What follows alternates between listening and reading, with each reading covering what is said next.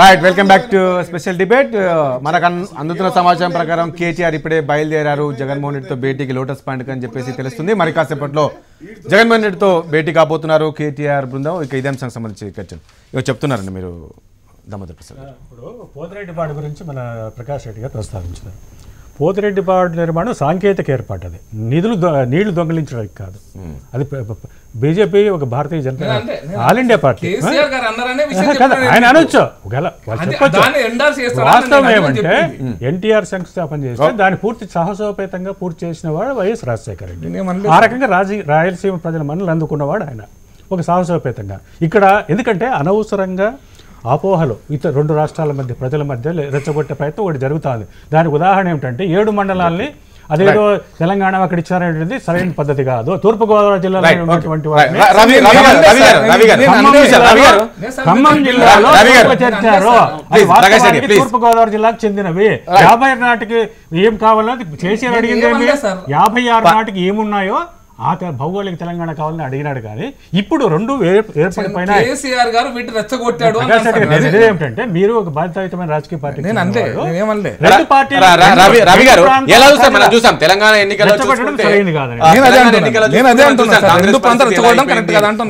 ఈ రోజు జగన్మోహన్ రెడ్డికి ఒకవేళ టీఆర్ఎస్ పార్టీ మద్దతు ఇస్తే ఇప్పుడిప్పుడే ఆంధ్రప్రదేశ్ లో కూడా బలపడాలని చూస్తున్న కాంగ్రెస్ పార్టీకి మరొకసారి ఈ రోజు కేటీఆర్ భేటీ కావచ్చు. ఒకవేళ వైఎస్ఆర్ కాంగ్రెస్ పార్టీకి ఒక మద్దతు ఇస్తే మాత్రం అక్కడ కాంగ్రెస్ పరిస్థితి ఎలా ఉంటుంది? ఎందుకంటే ఇప్పుడిప్పుడే మీరు బలపడాలని చూస్తున్నారు, ప్రత్యేక హోదా కోసము కోటి సంతకాలు ఇలా చాలా కార్యక్రమాలు కూడా చేశారు.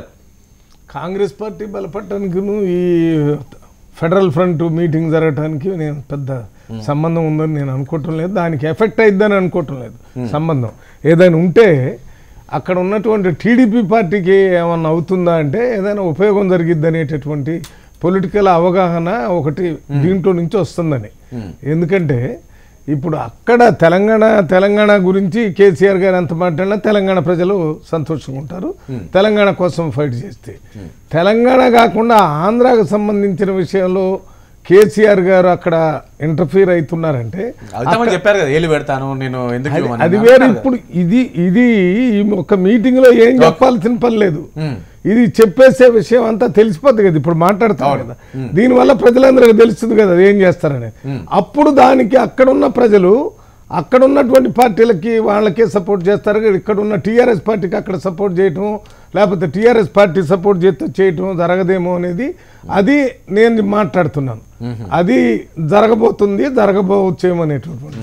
మరి ఇది రాజకీయంగా నష్టం జరగాలని మన వైఎస్ఆర్ పార్టీ కావాలని చేసుకుంటుందని నేను అనుకోను. మరి వాళ్ళ ప్లాన్లు ఏమున్నాయో, వాళ్ళ ఆలోచనలు ఏమున్నాయో వాళ్ళకు సంబంధించిన వాళ్ళని అడిగితేనే తెలుస్తుంది తప్ప మాకేమీ అర్థం. నాకు తెలిసినంత వరకు దీనివల్ల రాజకీయంగా టీఆర్ఎస్ పార్టీకి లాభం జరిగింది తప్ప వైఎస్ఆర్ కాంగ్రెస్ పార్టీ జరగదు. వైఎస్ఆర్ పార్టీకి జరగకపోగా నష్టం జరిగే పరిస్థితి ఉంది అనేది నా ఉద్దేశం. చంద్రబాబు గారు బీజేపీతో పొత్తు పెట్టుకున్న రోజులు వైఎస్ఆర్ కాంగ్రెస్ పార్టీని తల్లి పార్టీ పిల్ల పార్టీ అని, ఆ వైఎస్ఆర్ పార్టీ పుట్టినప్పటి నుండి తల్లి పార్టీ తల్లి కాంగ్రెస్ పిల్ల కాంగ్రెస్ అని కాంగ్రెస్ పార్టీకి అటాచ్గా ఉంటుంది ఇది అని చెప్పేసి 2014 ఎలక్షన్లో కూడా అదే విధంగా లబ్ధి పొందాడు. కేవలం 5 లక్షల ఓట్ల డిఫరెన్స్ తోని వైఎస్ఆర్సీపీ అధికారం కోల్పోయింది. ఆ రోజు బీజేపీతోని జనసేనతో అందరితో పొత్తు పెట్టుకొని చంద్రబాబు గారు గట్టెక్కిండ్రు. ఈ రోజున్న పరిస్థితులలో ఆ పరిస్థితి లేదు. చంద్రబాబు నాయుడు గారికి సర్వేలలో మొత్తం కూడా ఇండియా టుడే సర్వే చేస్తే ఈ రోజు మీరు జగన్మోహన్ రెడ్డితో భేటీ కావడం చంద్రబాబు నాయుడుకే ప్లస్ అయితే అంటున్నారు కదా, అట్లా అయ్యే పరిస్థితి లేదు. ఎందుకంటే చంద్రబాబు నాయుడు మొన్న ఎలక్షన్లలో మాతో పొత్తు పెట్టుకోవాలనుకోండు. ఎందుకు అనుకోండు? మళ్ళీ ఆ రోజు కేసీఆర్ గారితో టీఆర్ఎస్ పార్టీతో పొత్తు పెట్టుకుంటే మైనస్ అవుతుంది ఆంధ్రప్రదేశ్ రాష్ట్రంలో అనుకుంటే మాతో ఎందుకు పొత్తు పెట్టాలనుకున్నాడు? అంటే ఆయన పెట్టుకుంటే ఒక రకంగా, ఇంకోరు పెట్టుకుంటే అదేదో అపవిత్రమైనటువంటి పొత్తుగా ఆయన భావిస్తాడు. ఆయన గతంలో కూడా బీజేపీతో పొత్తు పెట్టినప్పుడు బీజేపీ మంచి పార్టీ, మోడీ గారిని ప్రశంసించిండు. విషయం చెప్పండి, ఇక్కడ వరకు ఉంటుంది, రేపు పొద్దున జగన్మోహన్ రెడ్డికి ఏమైనా మద్దతుగా ప్రచారం అలాంటివి కూడా ఏమైనా చేసే ఆలోచన మా పార్టీ నిర్ణయిస్తుంది. ఈ రోజు పోయిందల్లా ఫెడరల్ ఫ్రంట్ కి సంబంధించి ఆయనను ఆహ్వానించాం. ఫెడరల్ ఫ్రంట్ కి సంబంధించి కలిసి పనిచేద్దాం, జాతీయ స్థాయిలో ప్రాంతీయ పార్టీల కూటమి అవసరం ఉంది. ఈ రోజు గతంలో చాలా మంది కేసీఆర్ గారు ఫెడరల్ ఫ్రంట్ అంటే అవహేళన చేశారు. అఖిలేష్ యాదవ్ ఈ రోజు చూస్తుంటే పరిస్థితి అందరూ కూడా, మమతా బెనర్జీ గారు కావచ్చు, నవీన్ పట్నాయక్ గారు కావచ్చు, అదేవిధంగా అఖిలేష్ యాదవ్ గారు కావచ్చు, మొత్తం కూడా ఈ రోజు అంతా ఎందుకు ఎవరైనా దేశంలో ఫెడరల్ ఉన్నటువంటి ఫ్రంట్ మద్దతు ప్రాంతీయ ఇస్తామని చెప్పేసి ఎవరైనా చెప్పలేదని ఎందుకు చెప్పేసి అఖిలేష్ యాదవ్ గారు బహిరంగ స్టేట్మెంట్ ఇచ్చిండు, నేను ఫెడరల్ ఫ్రంట్ కానీ ఈ రోజు కాంగ్రెస్ పార్టీతోనే బీజేపీ పార్టీతో మేము నవీన్ పట్నాయక్ కలిసి వచ్చారు, మమతా బెనర్జీ కలిసి వచ్చారు, ఎవరు కూడా ఏమి చెప్పిరు. నవీన్ పట్నాయక్ గారు క్లియర్ గా చెప్పిర్రు, మేము బీజేపీ అదేవిధంగా కాంగ్రెస్ కూటమిలో ఉండబోము అని చెప్పిర్రు. ఈ రోజు ఇంకా చర్చల రూపంలోనే ఉంది. తప్పకుండా ఈ రోజు అంతా కూడా దేశం అంతా కూడా కేసీఆర్ గారు ఏదైతే ఫెడరల్ ఫ్రంట్ ఉంటుందో దానికి ఆలోచిస్తున్నారు. తప్పకుండా రేపు అనుసరిస్తారు. కేసీఆర్ గారు మొత్తం కూడా దేశం ఏదైతే అభివృద్ధి ఎంతైతే ఒక నిమిషం ఒక విషయం చెప్పండి. ఏదైతే తెలంగాణ ఎన్నికలు జరిగిన సమయంలో కేసీఆర్ గారికి ఏదైతే అస్త్రం దొరికిందో చంద్రబాబు గారిని టార్గెట్ చేస్తూ మాట్లాడిన మాటలు ఏవైతే ఉన్నాయో అని మీరు చెప్తున్నారు. ఈ రోజు కూడా కేటీఆర్ ఏదైతే భేటీ అవుతున్నారో జగన్మోహన్ రెడ్డితో, రేపటి నుంచి మీకు ఒక ప్రధాన అస్త్రంగా దీన్ని తీసుకోబోతున్నారా? ఎస్ వీళ్ళొక్కటే అని చెప్పేసి నేను చెప్పిందే కరెక్ట్ అయింది, జగన్మోహన్ రెడ్డి అదేవిధంగా కేసీఆర్ అదేవిధంగా మోడీ ముగ్గురు ఒకటే అనే దానికి ఒక ప్రధాన అస్త్రంగా తీసుకొని రేపు ఎన్నికలకు వెళ్ళబోతారా?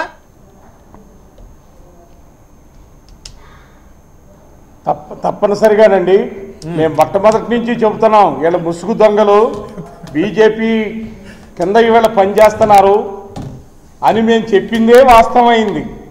ఇవాళ వీళ్ళ కలయిక కూడా, ఈ అపవిత్రిక కలయిక కూడా అదే కారణం. వీళ్ళ కలవాలి కలిస్తేనే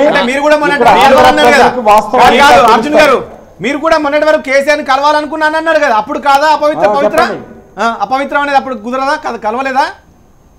ఏదండి ఇప్పుడు మీరు ఈ రోజు కేసీఆర్ టీఆర్ఎస్ కలవడం అంటే అపవిత్రం అని మీరు అంటున్నారు.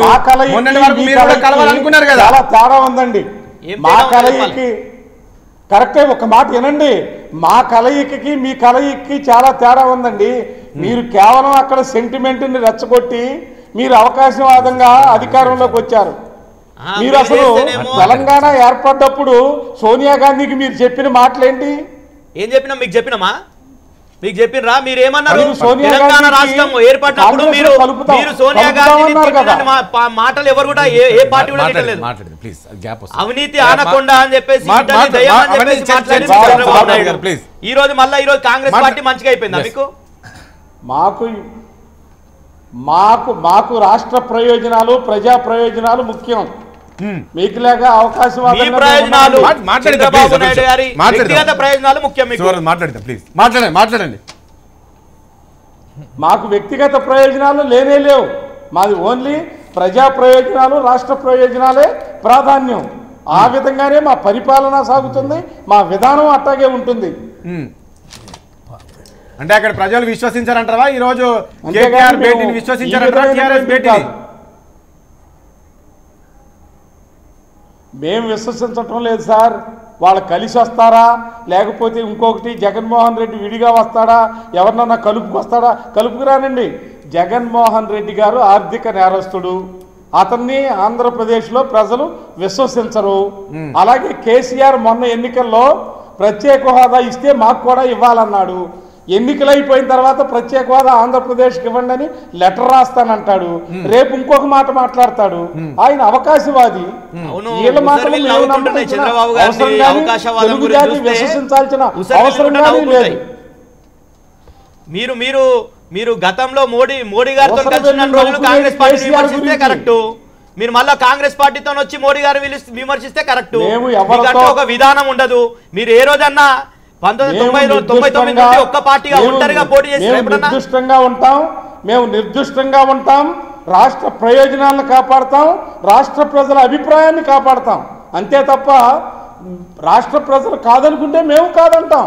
మా ప్రజా ప్రయోజనాలే మాకు ముఖ్యం. వాళ్ళకి నష్టం జరిగితే ఎంతటి వాడిని మేము వదలం. నరేంద్ర మోడీ కావచ్చు, కేసీఆర్ కావచ్చు, ఇంకొకళ్ళు ఎవరన్నా కావచ్చు, ఎవరిని వదిలే ప్రసక్తే లేదు.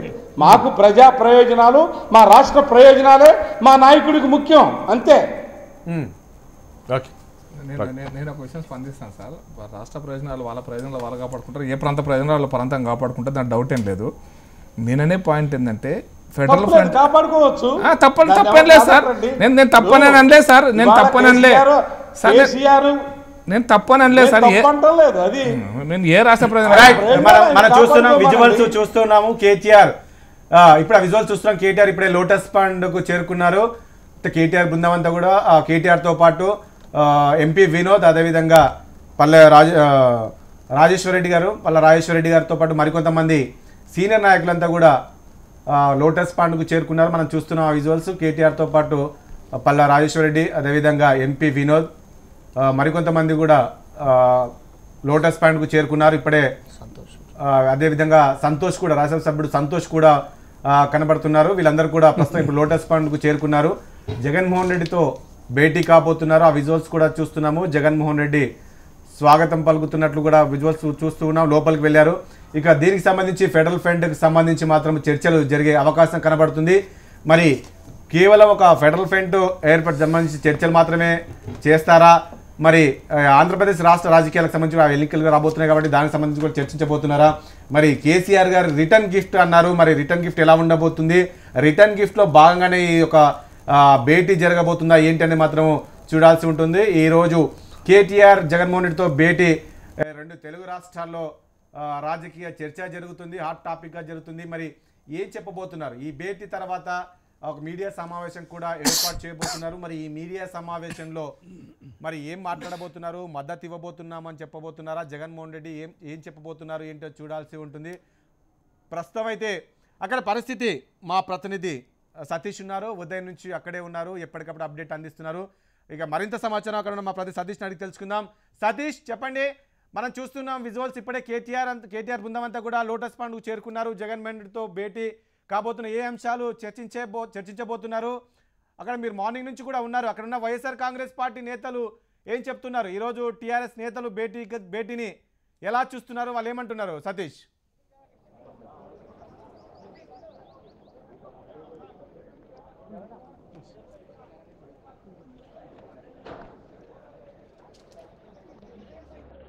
ఎస్ రాజేష్, ఇప్పుడే మీరు చెప్తున్నట్టుగా లోటస్ పాండ్లోకి TRS party working president KTR, అదేవిధంగా టీఆర్ఎస్ పార్టీ సీనియర్ నేతలు పల్లా రాజేశ్వర రెడ్డి, అదేవిధంగా ఎంపీ సంతోష్ కుమార్తో పాటుగా మిగతా కీలకమైనటువంటి నేతలు కూడా ఇక్కడికి రావడం జరిగింది. ఖమ్మం ఎంపీ పొంగులేటి శ్రీనివాస్ రెడ్డి కూడా లోటస్ పాండ్కు చేరుకోవడం జరిగింది. లోటస్ పాండ్లో ఆయన ఉన్నారని సమాచారం ఉన్నటువంటి నేపథ్యంలో జగన్మోహన్ రెడ్డి లంచ్ కూడా ఆహ్వానించడం జరిగింది. అయితే వాళ్ళు వచ్చినటువంటి సమయంలోనే వైఎస్ఆర్సీపీకి సంబంధించినటువంటి కీలకమైనటువంటి నేతలు విజయసాయిరెడ్డి, అదేవిధంగా వైవి సుబ్బారెడ్డితో పాటుగా మరొక ఎంపీ మిథున్ రెడ్డి, అదేవిధంగా చెవిరెడ్డి భాస్కర్ రెడ్డి వాళ్ళందరూ కూడా రిసీవ్ చేసుకోవడం జరిగింది. లోపల ఇప్పుడే మొత్తం టీఆర్ఎస్ పార్టీకి సంబంధించినటువంటి అందరినీ కూడా లోపలికి తీసుకెళ్లడం జరిగింది. మనం బయట కూడా చూస్తున్నాం.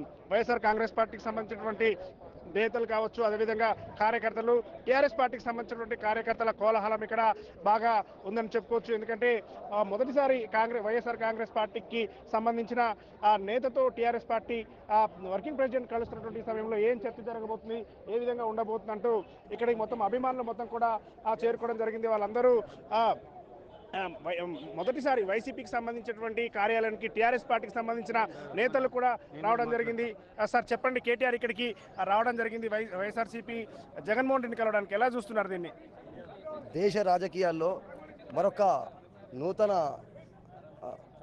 అధ్యాయాన్ని తెరలేపడానికి కేసీఆర్ గారు మరి చేస్తున్నటువంటి ఈ యొక్క గొప్ప ప్రయత్నము సక్సెస్ కావాలని చెప్పేసి కేటీఆర్ గారు ఈరోజు ఈ యొక్క మీటింగ్కు రావడం జరిగింది. ఇటువంటి గొప్ప మీటింగ్ ద్వారా యావన్ మంది భారతదేశానికి ఒక గొప్ప మేలు జరుగుతుందని విజ్ఞాపిస్తున్నాను. రైట్ రాజేష్, మనం చూస్తున్నాం ఇక్కడికి పెద్ద ఎత్తున అభిమానులు, టీఆర్ఎస్ పార్టీకి సంబంధించినటువంటి అభిమానులే కాకుండా వైసీపీకి చెందిన అభిమానులు, నేతలు, కార్యకర్తలు అందరూ కూడా లోటస్ పాండ్ దగ్గరికి రావడం జరిగింది. లోపల చర్చల తర్వాత ఇద్దరు కూడా మీడియాతో మాట్లాడే అవకాశం ఉందని చెప్తున్నారు. కాబట్టి ఏం మాట్లాడబోతున్నారు ఏంటనేది అందరూ కూడా ఎదురు చూస్తున్నారు. రాజేష్. రైట్ సతీష్. ప్రకాష్ రెడ్డి గారు పర్లేదు. అంటే పొంగులేటి శ్రీనివాస్ రెడ్డి వీళ్ళంతా కూడా ఉన్నాడు. వీళ్ళంతా గతంలో వైఎస్ఆర్ కాంగ్రెస్ పార్టీలో ఉండే. అంటే ఈ భేటీ వ్యూహం ఎప్పటి నుంచో జరుగుతుంది అనుకోవచ్చా? ఈ చర్చలు ఇదేదో ఆల్ ఆఫ్ సడన్ గా ఉన్నది. ఏ చర్చలు కూడా రాత్రి కేసీఆర్ ఫోన్ చేస్తున్న ఇది జరగవు సార్. ఇది వాస్తవంగా అంటే దానికోసం గ్రౌండ్ ప్రిపరేషన్ కోసం జరుగుతుంటాయి. సమయం సందర్భం చూసి భేటీ జరుగుతుంది అనుకోవచ్చు. బట్ నేను ఒక విషయం చెప్తాల్సుకున్నా సార్. ఈ సందర్భంగా కేసీఆర్ గారు లేదా చంద్రబాబు నాయుడు గారు, మమతా బెనర్జీ, నవీన్ పట్నాయక్, డిఎంకే స్టాలిన్ గారు, లేకపోతే వీళ్ళ వ్యక్తుల గురించి నేను మాట్లాడతాను. ఆయా రాజకీయ పార్టీలు ఏదో ఒక స్థాయిలో, ఏదో ఒక పరిస్థితులలో, ఏదో ఒక జాతీయ పార్టీతో కలిసి ఉన్నాయా, వేరుగా ఉన్నాయా? ఇప్పటి వరకు స్వతంత్రం వచ్చినప్పటి నుంచి ఇప్పటిదాకా ఏ ప్రాంతం, అప్పుడు స్వతంత్ర పార్టీ, జస్టిస్ పార్టీ, లేదా కర్షక్ పార్టీ, హిందూ మహాసభ, లేదా రామరాజ పరిస్థితి, నేను జనసంఘ ఎన్నో పార్టీలు. నేను భారతదేశం రాజకీయ చరిత్రలో ఫెడరల్ ఫ్రంట్ అనేటువంటి ఒక కొత్త అభూత అంటే ఒక ఇటోపియా అంటారు కదా అదే ప్రకాష్ రెడ్డి గారు, కేసీఆర్ చెప్తుంది అదే కదా, ఇప్పటి వరకు ఏదో ఒక జాతీయ పార్టీతో కలిసి ఉన్నారు కాబట్టి ఈ రోజు ఆ మార్పు తీసుకురావాలనే నేను ఈ ప్రయత్నం చేస్తున్నా అంటున్నారు కదా. నేను ఆ మాట మొత్తం నేను కేసీఆర్ నేను అది చెప్పబోతున్నాను సార్. లేనటువంటి దాన్ని ఊహించి జరగకూడదంటే ఒక ఇటోపియా అంటాం కదా, ఒక అద్భుత కల్పనను సృష్టించి దాని ద్వారా పార్లమెంట్ ఎన్నికలలో ప్రయోజనం పొందడం కోసం చేస్తుంటే కుట్ర. ఎందుకంటే మొన్నటి ఎన్నికలలో ముఖ్యమంత్రి ఎవరనే దాని మీద చర్చ జరిగి ముఖ్యమంత్రి నేనే, నాకంటే దీటన ముఖ్యమంత్రి ఏ పార్టీలో ఎవరు లేరని మన ప్రజలు రెచ్చగొట్టి తెలంగాణలో ఓటు సంపాదించాడు. రేపు పార్లమెంట్లో సీట్లలో పార్లమెంట్ ఎన్నికలలో ప్రజలు ఎంపీకి వీళ్ళ పార్టీకి ఓటు వేయాలంటే మేము ఫెడరల్ ఫ్రంట్ అనేటువంటి ఒక అంశం తీసుకోకపోతే, జాతీయ రాజకీయాల్లో ప్రభావితం చేయబోతున్నామని చర్చ చెప్పకపోతే ఇక్కడ ఖచ్చితంగా జాతీయ పార్టీలు ప్రభావితం చేస్తాయన్న ఉద్దేశం. అసలు ఆ ఉద్దేశం ఎన్నికలను ప్రీపోన్ చేసిన ఉద్దేశం అదే కదా. ప్రకాష్ రెడ్డి గారు, ఇప్పుడు ఈ ఫెడరల్ ఫ్రంట్ మళ్ళీ పార్లమెంట్ ఎన్నికల సమయంలో కేసీఆర్ తీసుకొచ్చారు కదా, సేమ్ ఉన్న తెలంగాణలో రిజల్ట్ ఎలా వచ్చిందో బీజేపీకి రేపు కూడా అలాంటి పరిస్థితి వచ్చే అవకాశమే లేదు. ఎందుకంటే అందుకోసం 5 నుంచి 1 పడిపోయింది రేపు. ఎందుకు ఉండదు అంటే, నేను ఖచ్చితంగా ఎందుకు ఉండదు అంటే జాతీయ రాజకీయాల్లో ఎవరు ప్రధానమంత్రి కావాలా ఇది కదా. ఇప్పుడు పార్లమెంట్ ఎన్నికల్లో ఇప్పుడు మీరు నేను ఎవరు ముఖ్యమంత్రి కావాలనే అంశం మీద మీరు ప్రజలను రెచ్చగొట్టి కదా మీరు ఎన్నికల్లోకి వచ్చిందని ఆరోపణిస్తున్నా.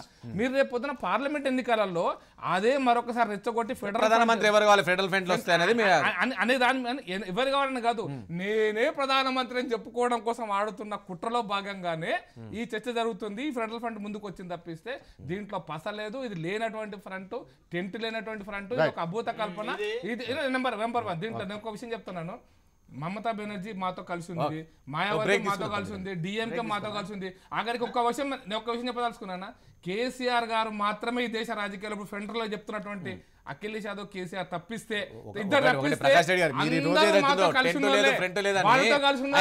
కేసీఆర్ గారు ఎగ్జాంపుల్ కూడా చెప్పారు. నేను ఆ రోజు ఏదైతే టీఆర్ఎస్ పెట్టినప్పుడు తెలంగాణ రాష్ట్రంతో పెట్టినప్పుడు కూడా అలాగనే ఎగతాళి చేశారు. ఒక కేసీఆర్ తోటి ఏమవుతుంది ఎగ్జాంపుల్ చూపిస్తున్నాడు కదా. అందుకనే ఒకటే మా జనసంఘ్ పెట్టినప్పుడు మేము ఎన్ని గెలిచాం సార్? మేము భారతదేశంలో 3 గెలిచాం సార్. 52లో 3 మేము గెలిచింది. ఈరోజు ఎన్ని గెలిచినాం సార్? అంటే మేము ఒకరితో స్టార్ట్ చేయలేదు, నువ్వు ఒక్కరితో స్టార్ట్ చేసినావు దేశ ప్రపంచ రాజకీయాలలో. సార్ ఎవరికైనా ఇంకెవరైనా 2తో స్టార్ట్ చేశారు, నేను ఒక్కరిని 10తో స్టార్ట్ చేస్తాను చెప్తున్నారా సార్? ఎందుకు సార్ ప్రజలు అట్లా మోసం చేస్తారు? ఇంకా రైట్. ఒక బ్రేక్ తీసుకున్నాం. బ్రేక్ తర్వాత ఇదే సంబంధించి చర్చ కంటిన్యూ చేద్దాం.